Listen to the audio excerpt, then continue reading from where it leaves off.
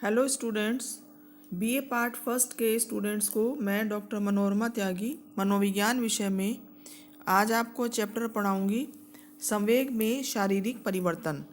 इससे पहले वीडियो में मैंने आपको बताया था संवेग या इमोशंस किसे कहते हैं, इमोशंस की परिभाषा क्या है और इमोशंस में कौन कौन से तत्व होते हैं। आज मैं आपको पढ़ाऊंगी कि संवेगों में शारीरिक परिवर्तन कौन कौन से होते हैं। दो तरह के परिवर्तन होते हैं जब भी हम कोई संवेग अनुभव करते हैं। संवेग जैसे क्रोध, भय, ईर्ष्या, इस तरह के जो संवेग है उसमें दो तरह के परिवर्तन देखने में आते हैं। एक तो शारीरिक परिवर्तन, बाहरी परिवर्तन, और जो हम बाहर से ही देखकर अनुमान लगा सकते हैं कि व्यक्ति में कौन सा संवेग उत्पन्न हो रहा है। और दूसरे जो परिवर्तन हैं वो आंतरिक परिवर्तन होते हैं, जो कि शरीर के अंदर परिवर्तन होते हैं। उनको आंतरिक परिवर्तन कहते हैं या उनको सब्जेक्टिव आत्मगत परिवर्तन भी कहा जा सकता है।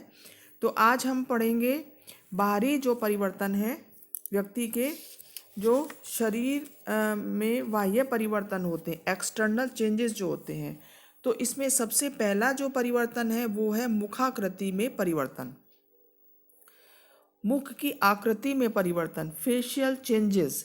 कि जब भी हम कोई संवेग का अनुभव करते हैं तो हमारी जो फेशियल एक्सप्रेशंस हैं या जो हमारे जो चेहरा है उसमें तरह तरह की जो भावनाएं हैं वो दिखाई पड़ती है, और चेहरे को देखकर ही अंदाज लगाया जा सकता है कि व्यक्ति में किस संवेग का अनुभव हो रहा है। जैसे चेहरे पर अनेक प्रकार के परिवर्तन हो जाते हैं, जैसे चेहरा पीला पड़ जाना, भय में जैसे पीला पड़ जाता है, कभी लाल होना या तमतमाया हुआ दिखना, जैसे क्रोध में जो है वो चेहरा लाल हो जाता है, मुंह सूखने लगता है, भ्रुकुटियाँ तन जाती हैं, आंखें पथरा जाती हैं, भय के समय जैसे आंखें पथरा जाती हैं। इस तरह की जो मुखाकृति में देखने में आती हैं अलग अलग संवेगों में। इस दिशा में अनेक प्रकार के अध्ययन किए गए, जैसे पिडरिट ने अध्ययन किया और जर्मन मनोवैज्ञानिकों द्वारा भी अध्ययन किए। उन्होंने मुखाकृति के विभिन्न चित्रों के द्वारा संवेगात्मक अभिव्यक्ति के संबंध में एक सिद्धांत का भी प्रतिपादन किया।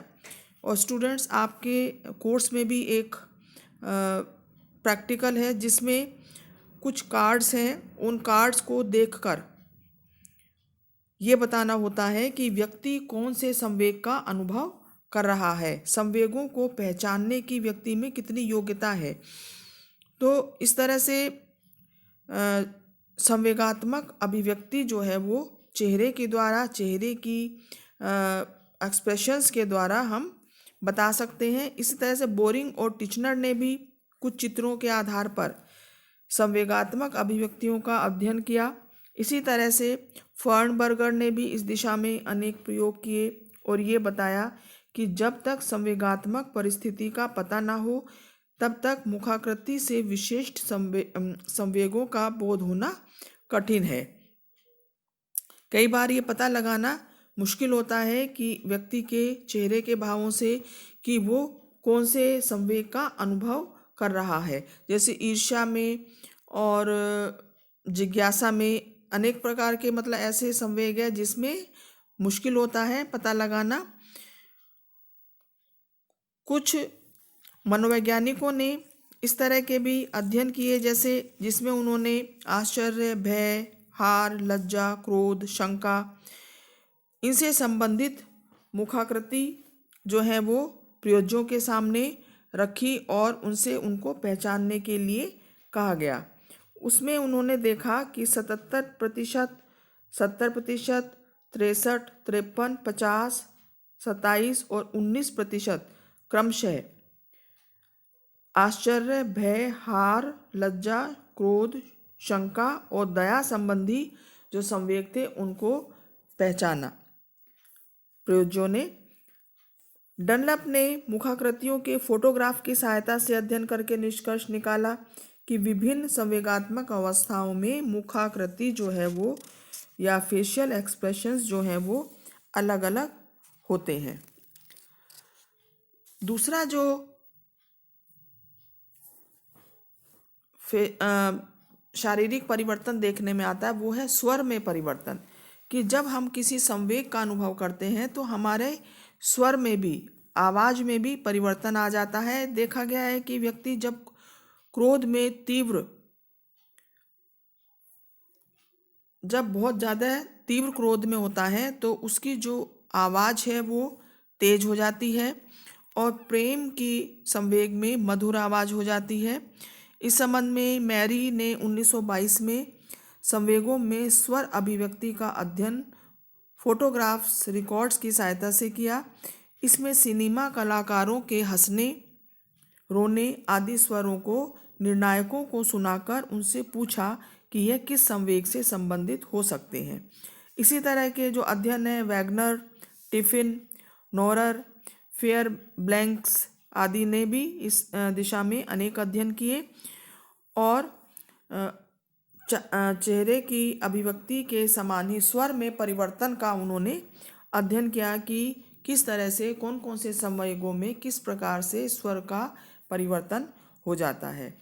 तीसरा जो है वो है शारीरिक मुद्रा में परिवर्तन, कि जब हम कोई संवेग का अनुभव करते हैं तो हमारा जो पोस्चुरल या गेस्चर जो है हमारा उसमें परिवर्तन हो जाता है। दैनिक जीवन में हमने ये देखा है कि संवेगों में व्यक्ति की शारीरिक मुद्रा में अनेक प्रकार के परिवर्तन होते हैं। एक अध्ययन में ये देखा गया कि अचानक आवाज या प्रकाश का शारीरिक मुद्रा पर पड़ने वाले प्रभाव क्या हो सकता है। उसने इस प्रकार के प्रभाव को चकित संवेग कहा, कि अचानक कोई तेज आवाज हो जाए या तेज प्रकाश हो जाए, उस समय जो हमारी शारीरिक मुद्रा होती है वो उसको उन्होंने चकित संवेग कहा। शारीरिक मुद्रा में मांसपेशीय तनाव भी आते हैं। वुडवर्थ ने कहा है कि जो टेंशन की स्थिति में व्यक्ति जो है वो उसमें मांसपेशीय तनाव उत्पन्न हो जाते हैं, हाथ पैरों में जैसे खिंचाव उत्पन्न हो जाता है। और जैकबसन ने इसी प्रकार निद्रा की अवस्था में ये कहा कि तनाव जो है वो न्यूनतम होता है सोते समय और व्यक्ति जो है रिलैक्स्ड अनुभव करता है। व्यक्ति की क्रियाशीलता बढ़ने के साथ साथ उसका मांसपेशीय तनाव भी बढ़ता जाता है। एक निश्चित सीमा तक यह तनाव शक्ति की गतियों के नियंत्रण में सहायक होता है, और परंतु जब तनाव बहुत अधिक हो जाता है तो विभिन्न मांसपेशियों के बीच में समन्वय जो है वो कम हो जाता है।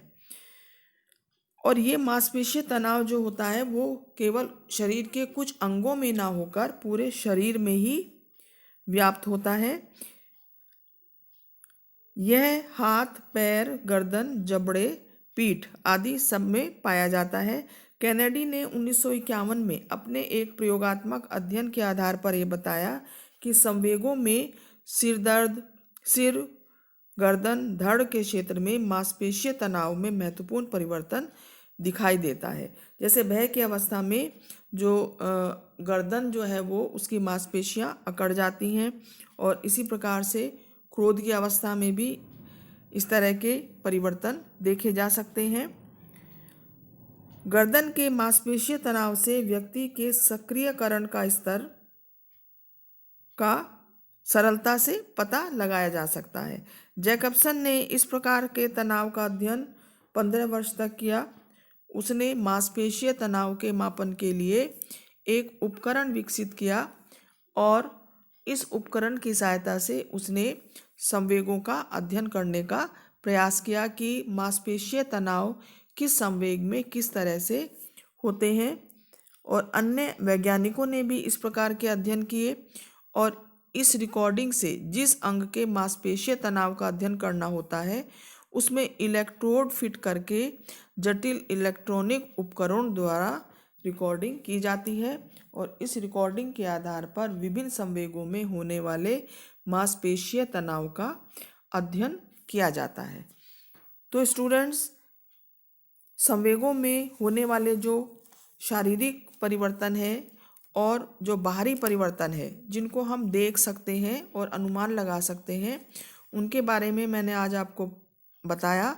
उसमें मुखाकृति में परिवर्तन है, स्वर में परिवर्तन, शारीरिक मुद्रा में परिवर्तन, इस तरह के अनेक परिवर्तन बाहरी तौर से देखे जा सकते हैं।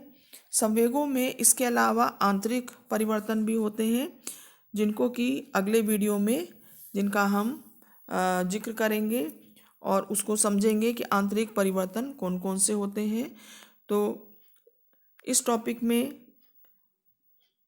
मैं समझती हूँ आपको विषय सामग्री जो है वो समझ में आ गई होगी। नेक्स्ट वीडियो में नेक्स्ट टॉपिक के साथ फिर मिलते हैं students. Thank you so much students.